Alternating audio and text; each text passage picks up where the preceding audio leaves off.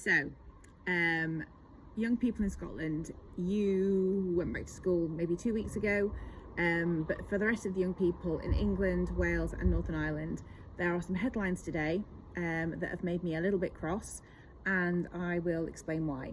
So the headlines have stated that attendance in this first week is vital to get good attendance throughout the school year.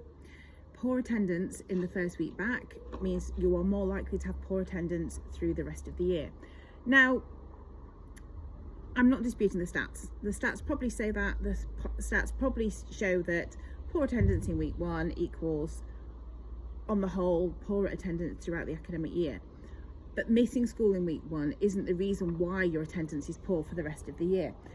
The problem is that there is a reason why after 4 or 5 or 6 weeks off over the summer, you cannot face going back.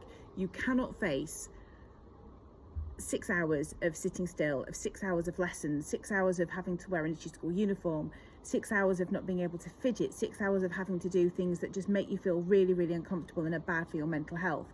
So the problem isn't getting our young people through the door in this first week of term. The problem is finding out why they don't want to. What is wrong with education? What is wrong with education that so many young people aren't able to attend? And for people that say, oh yeah, they weak parents, poor parenting, they should be made to go in, there should be bigger consequences, blah, blah, blah. CAMHS is in crisis. Our children's mental health is in crisis. And I wrote about this a little bit on my blog last week. There are over 250,000 young people waiting to be seen by CAMHS, which is the Children and Adolescent Mental Health Service, which is the NHS branch that helps young people with mental health issues. And for people that might be saying, oh, it wasn't like this in my day. No, it probably wasn't, but school wasn't like this in your day either. You had break times and you had PE, and you didn't have such a rigid national curriculum that you're tested and screened from when you start school until when you finish at 16, 17 or 18. So there is a reason why our young people cannot face going to school this week. Sorry, interrupted by the dogs. There's a reason why our young people can't face going to school this week. And it's the reason they can't face going to school is why their attendance is poor throughout the year. It's not that the parents can't get them through the door, therefore their attendance is bad.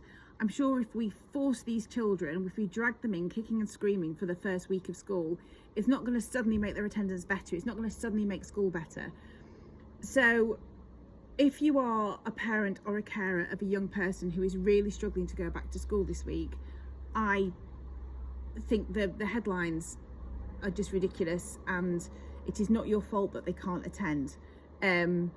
We need to go a lot deeper. We need to find out why school is so bad for so many